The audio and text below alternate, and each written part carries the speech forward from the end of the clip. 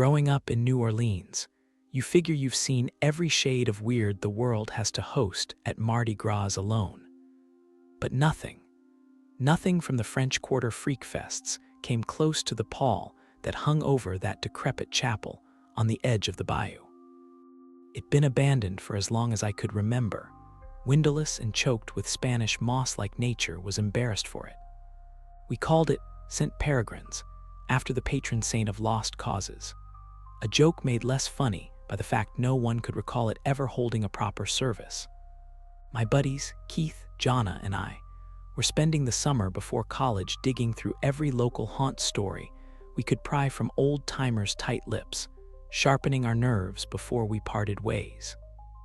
One sticky evening, right as the sky turned a bruised purple, Keith brought it up. I was sprawled in his backyard, nursing a sun-heated soda.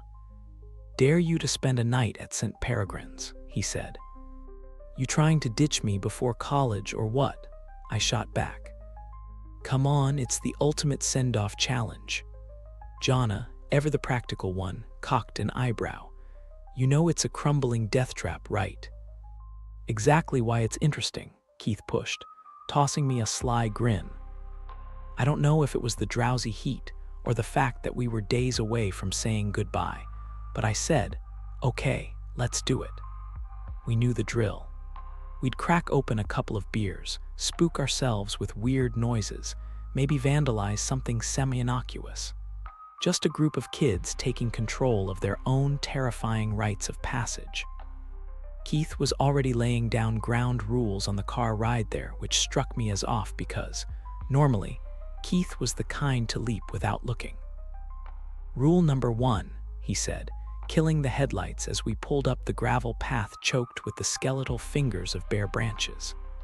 "Don't ever be alone. Let's stay within shouting distance." "Seems dramatic," Jonna mumbled, but Keith wasn't smiling. His usual cocky demeanor exchanged for a tense line of lips. The chapel itself was worse up close. Its bricks were cold under my palm, somehow sapping the summer heat, leaving a residue of damp like sweat. "Rule 2, he laid out as we unpacked our stuff at the entrance, thick with the smell of stagnant water and something sweetly rotten.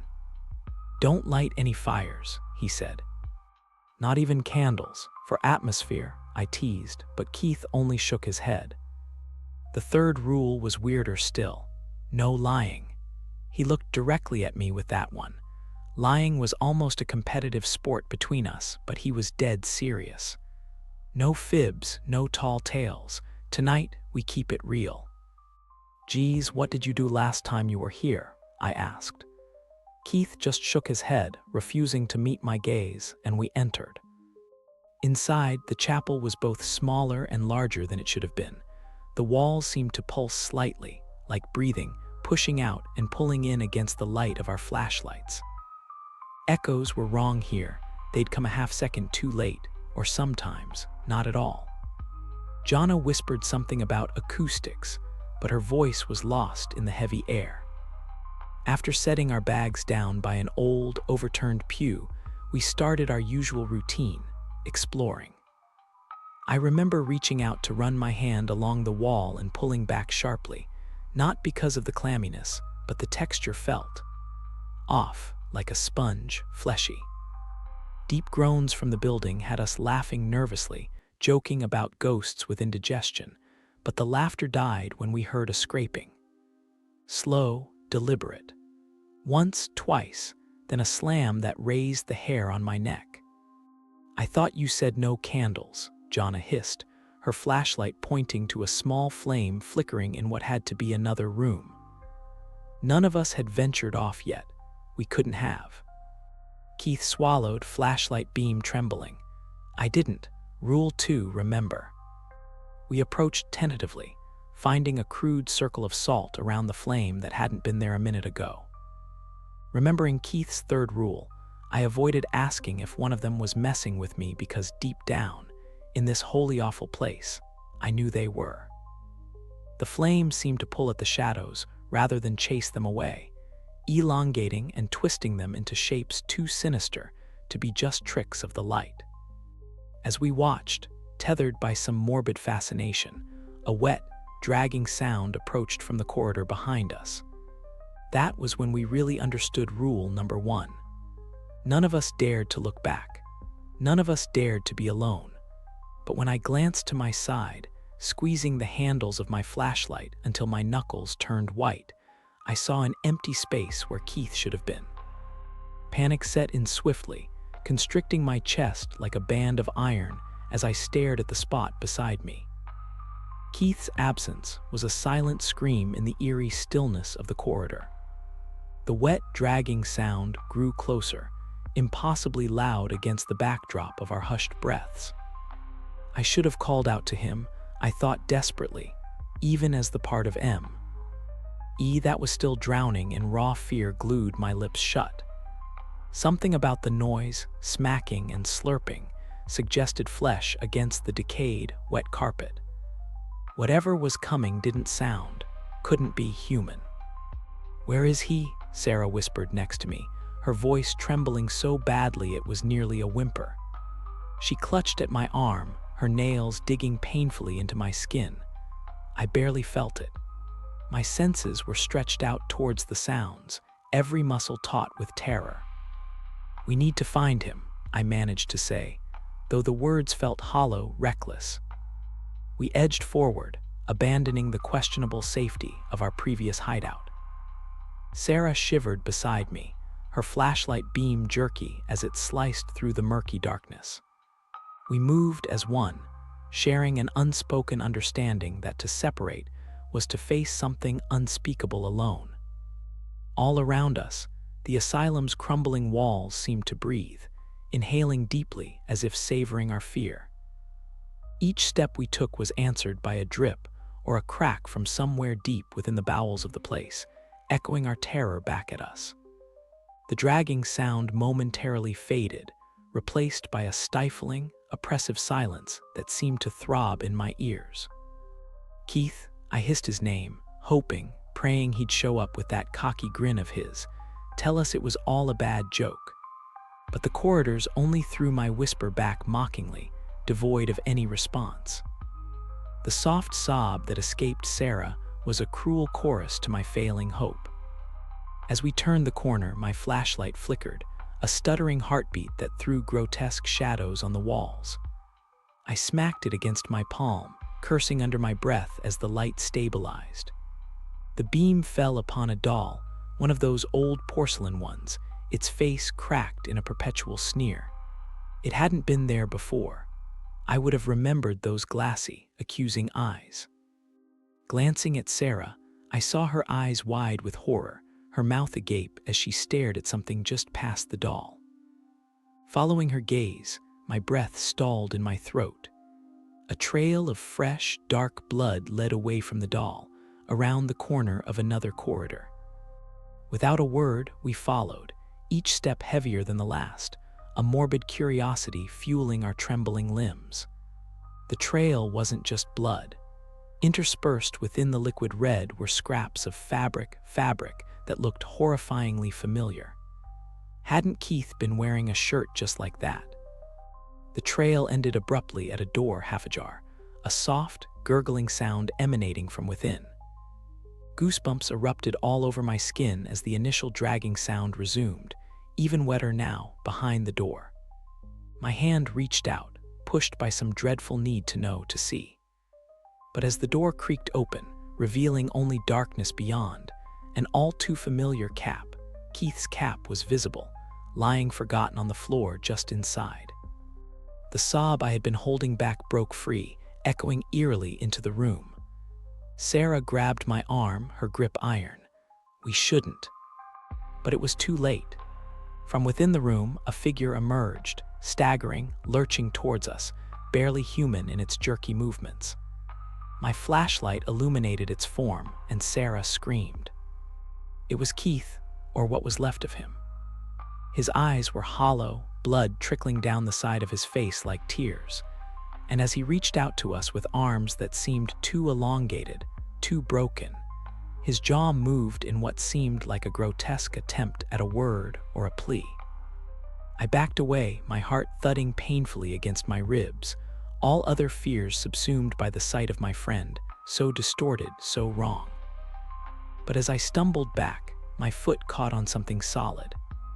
I glanced down, the beam of my flashlight trembling, revealing a small, battered book, its cover emblazoned with the title, The Rules. The sight of it lying there among the chaos jolted a half-formed memory to the forefront.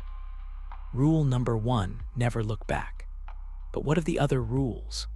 Desperately, I snatched it up, flipping it open, dimly aware of Keith's, or whatever he'd become, anguished moans as I frantically searched for anything that could help. But the pages, once filled with neatly printed text, were now smeared and blotted, illegible, the ink running as if it too feared staying in place. As the realization sank in, the horror built, compounded by every second of lingering here in this nightmare. Muscles aching, mind reeling with despair, I knew that our chances were running out. We were in the heart of it now, every shadow alive, every silence a warning. There was nowhere left to run. There was nowhere left to run. The woods clutched at my clothing like the fingers of the dead, snagging on branches that seemed to writhe in the dimming light. My breath formed frantic clouds in the chill air as I stumbled over the weathered roots, each step a desperate plea for escape. The house, with its ramshackle silhouette, loomed behind me, an imposing shadow against the twilight sky. But it wasn't the building that had sent cold fear curling in my gut. It was what resided within. In the waning light, each crack of a twig sounded like a gunshot. I could hear whispers carried on the wind, so soft and sibilant they melded with the rustling leaves. Once, I glanced back and saw the curtains flutter through a broken window, as if the house itself was breathing, heaving sighs of decayed longing. My foot caught on a root more insistent than the others. I tumbled to the ground, the earth impacting my chest, driving the air from my lungs with an oafish grunt. As I scrambled to rise, the dirt beneath my fingertips felt unnervingly warm, like flesh. I didn't dare dwell on the thought, pushing myself up and continuing to run deeper into the woods. The moon, a thin crescent, provided scant light, casting elongated shadows that morphed into threatening shapes. I imagined hands reaching for me, the missing tenants of the graves I'd found in the cellar, their makeshift tombstones crooked teeth in the maw of that unholy place. How they died, or why they were buried beneath that cursed house, I did not know. But I felt their eyes on me, prickling across my skin with greedy anticipation. Suddenly, ahead in the murky distance, the outline of something large and immobile blocked my path. My heart lodged in my throat as I slowed, squinting through the darkness. It was a figure, towering and still, shaped grotesquely like a man, but as I approached, its features became clearer, illuminated by the unsteady moonlight. Not a man, but a scarecrow, its face a grotesque mockery of human expression, stitched with dark twine that glistened wetly in the night air. As I stood there, catching my ragged breath, the scarecrow's head tilted slightly, as though considering me. No, I told myself, it's just the wind. But then, a low moan floated across the field, so human, so filled with agony that against every instinct screaming inside me, I moved closer. The ground beneath the scarecrow was disturbed, the earth upturned and fresh. I knelt beside it, hands trembling, and saw something buried there, something small and terribly pale. A hand. A child's hand, reaching up from the ground as if begging for salvation, for release. I recoiled, falling backward, my mind a whirlwind of horror and disbelief. The silence that followed was suffocating, broken only by another moan, louder this time and undeniably real. I staggered to my feet, eyes darting wildly for the origin of the sound, until I realized with nauseating clarity it was coming from the ground beneath the scarecrow. The soil began to shift slowly, as if something was about to breach the surface. Panic seized me, raw and fierce, and I ran. I ran without direction, without purpose, driven solely by the visceral need to escape that horrific tableau. My thoughts were chaotic, disjointed, filled with images of what lay beneath the earth, what tormented souls might be imprisoned there. Suddenly, a scream tore through the night, high and clear, and so profoundly terrified that it punched through the chaos in my mind. It was a girl's scream, a specific memory igniting in its timbre, a memory of my younger sister, gone missing when we were children, her disappearance never solved. My legs faltered, my breath hitched, and as I stood there, frozen, another sound overlaid the scream, a horrid, dragging noise, as though something were pulling itself from the earth. The trees around me seemed to lean closer, their branches whispering secrets I could barely grasp. My sister's name echoed around me, a ghostly litany that compelled me to turn back. I knew I should run. I should flee and never look back. But as another scream echoed, laced with the wild anguish of the lost and the damned, my feet carried me back towards the field, towards the unearthly cries and the suffocating dark. What met my eyes at the edge of the clearing was a vision of pure, unadulterated nightmare. What met my eyes at the edge of the clearing was a vision of pure, unadulterated nightmare. Framed against the darkening sky, the twisted silhouette of the tall figure from the inn stood grandiose and horrific. Its head, which merely hours earlier bore some resemblance of human form, had unfurled into an angular, grotesque mockery of its former self. My breath caught in my throat as the air turned cold around me. My body paralyzed not just by the unmistakable chill of fear, but by the raw, unyielding grip of the unnatural force that emanated from it. The figure's eyes, if they could still be called that, glowed with a sickly, phosphorescent light. It stared directly at me, as if it could see right through the core of my being, unearthing all my fears, my secrets. The forest seemed to bend towards the being, trees leaning subtly as if bowing to a twisted king. The wind carried a low, mournful howl as it whipped through the leaves, crafting an eerie soundtrack to the nightmare before me. Compelled by a mix of terror and an inexplicable pull, my feet began to move closer toward the creature. Every instinct aimed to turn and flee, but it was as if the forest itself conspired to push me toward the heart of my fears. As I stepped forward, my ankle brushed against something soft, wet. Glancing down, my eyes met the spread of my jacket, inside out, its lining soiled with dark, sticky fluid. It had not been there when I had made my way into the clearing.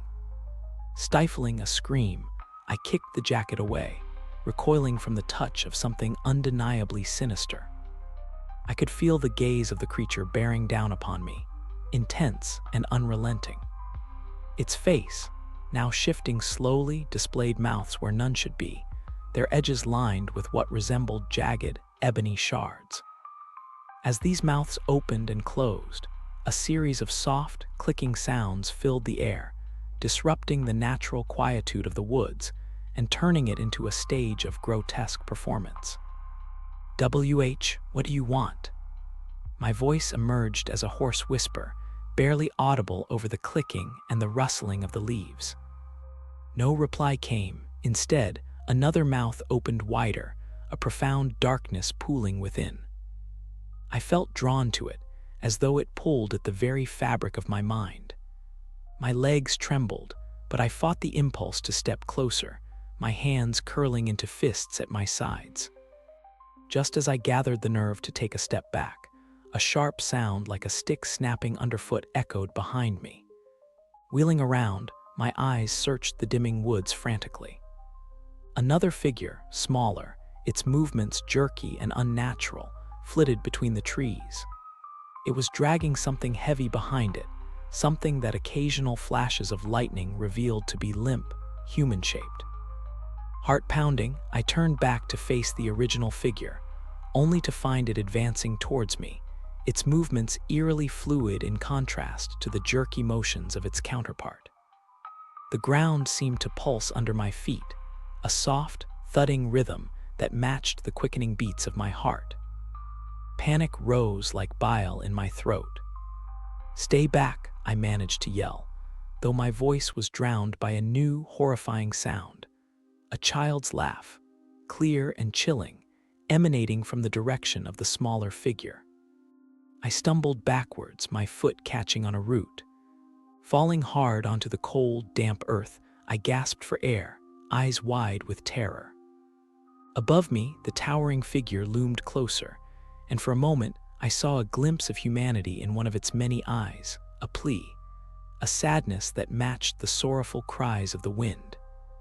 Then everything went black as a sharp pain erupted in my skull, and the world slipped away, the last sound I heard being that haunting, childlike laughter, echoing endlessly into the depths of the night.